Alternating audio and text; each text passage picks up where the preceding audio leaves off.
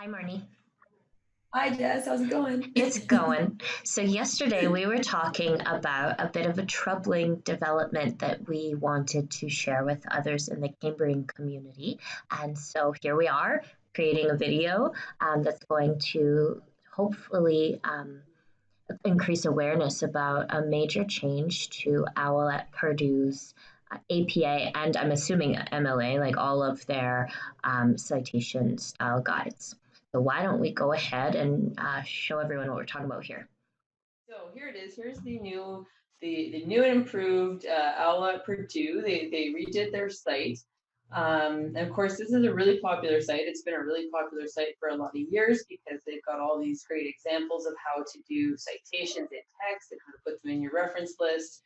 Um, Yeah, I and think it came out in the year 2000, right? Certainly got me through several university degrees, and I know that in particular our English 1002 instructors, our BSCN faculty, they're pointing students to this resource because of its quality.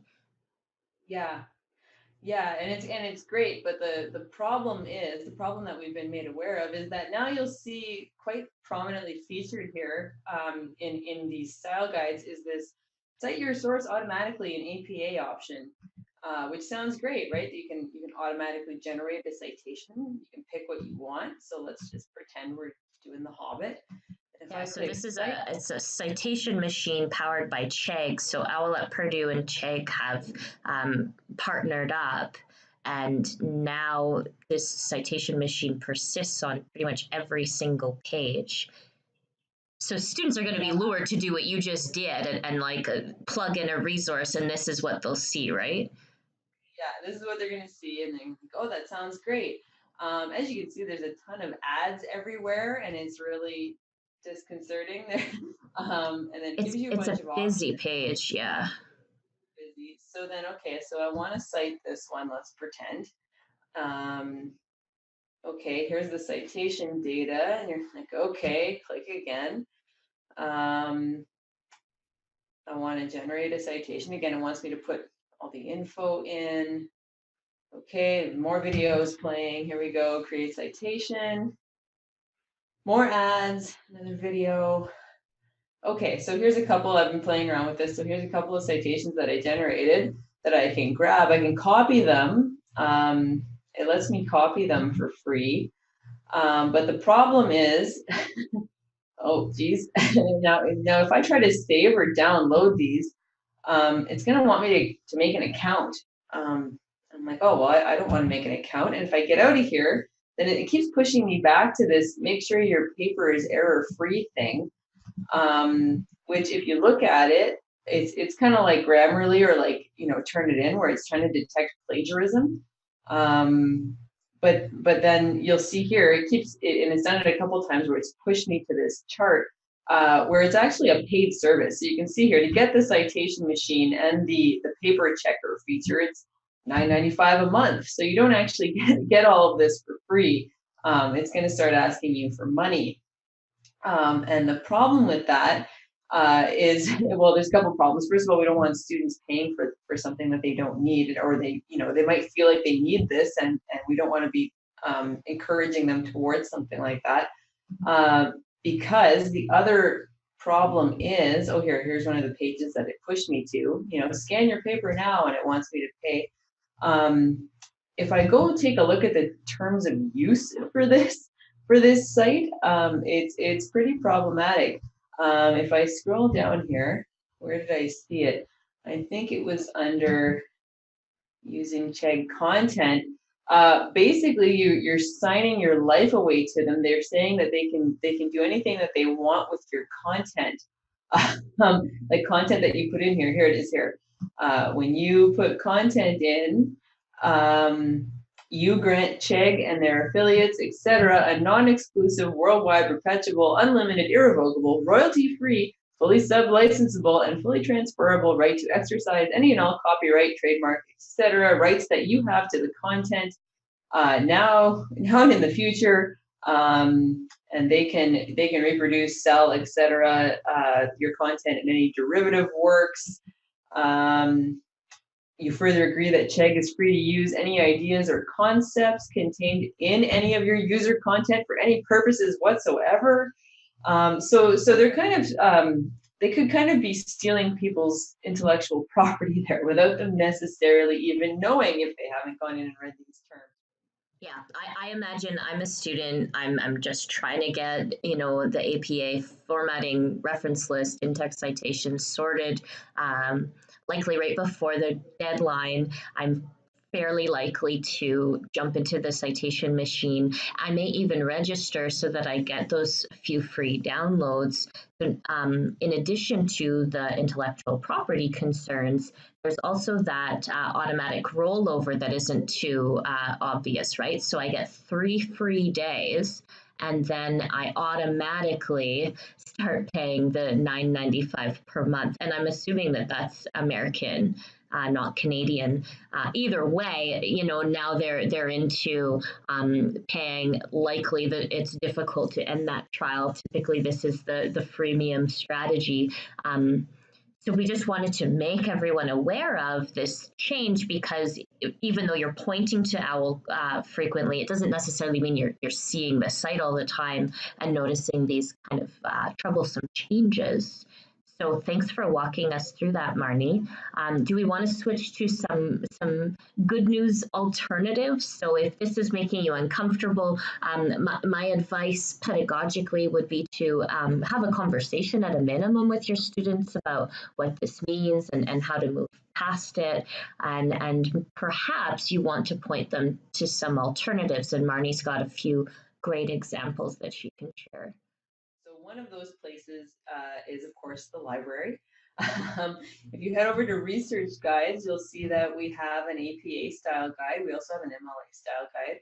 And if you head into the APA style guide, you'll see here that Barbara has put together a whole guide with a whole bunch of examples on how to cite an APA. So she's got examples here, how to do in text, how to paraphrase. Got this whole chart on how to do it when there's lots of authors.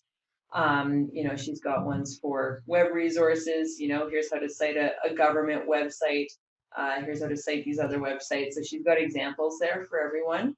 And then under APA guides, so you'll see we did have the OWL at Purdue on here, and we might have to add some caveat text in here to warn people about this new development. But she's also linked to these APA style tutorials, which if you head into it, it's on the actual APA site. You'll see here under courses and tutorials, the basics of APA style tutorial is free. And I've taken a look at that before, and it was pretty thorough. Again, it's just basics, but it was a couple of modules, and it was pretty nice. It was easy to work through. So it might be a good introduction for students to take a look at that resource or to go through it, get familiar with it. And again, that's a free one, so I definitely recommend that. Another one that we've been looking at is this Excelsior Online Writing Lab. So same idea as OWL at Purdue, but this is a totally open site, no ads, Creative Commons licensed site, again with great resources. So we take a look at, under citation and documentation, they've got, again, an APA guide here with examples. So here's in text. It's pretty detailed. It's nice and clean.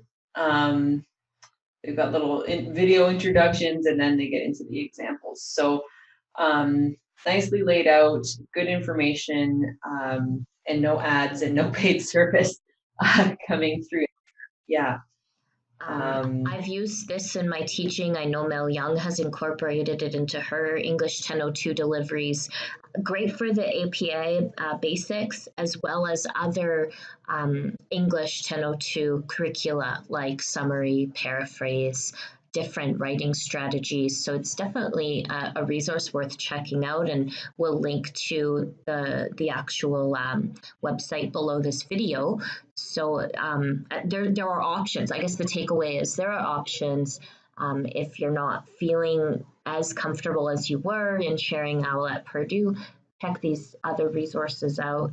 and just make an informed decision about where you're pointing students online, and at the very least help them become aware of the potential ramifications of using the Chegg citation generator that's now embedded into OWL.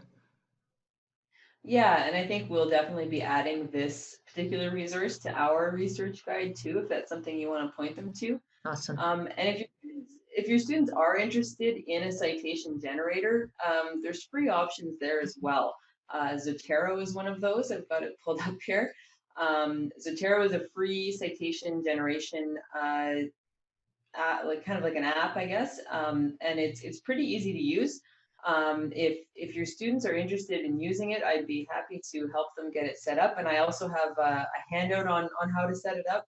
I've worked through this with the nursing students a bit, so I'm pretty familiar with how to run Zotero, and so are most of the library staff. So if that is something that they really want to help them with generating those citations, Zotero is great. It can pull in information from the library site or even just from general websites. You can manually put in citations, and you have to make sure that it's in there correctly, of course. And then there's a plugin for Microsoft Word, and I believe there's also a plugin for Google Docs if they're using Google Docs. And it will generate in-text citations for them and a full bibliography page. So it's a bit of a pain to get it set up at first, but once you get it running, it's really easy to use, and it's really nice place to save their research and have that citation generation function. Yeah, I've been So using Zotero quite a bit for organizing different resources as I find them. For group work, you can add other participants to one folder, and I just find it so much easier to keep myself organized with folders and subfolders. And as you say, the citation generation is free, so why pay $10 when you can get an even more robust tool that doesn't take your intellectual property for the rest of yeah, time. sign away your soul to the IP thieves. Yeah. That's right. That's right. Well, thank you so much, Marnie, for joining me to push out this information. I'm sure it'll generate some conversation on campus, and hopefully generate some interest in Zotero. So maybe that's something that you and I can highlight in the May-June period as well. Yeah, absolutely. Okay. That sounds Thanks good. again. Okay. Alrighty. Ciao.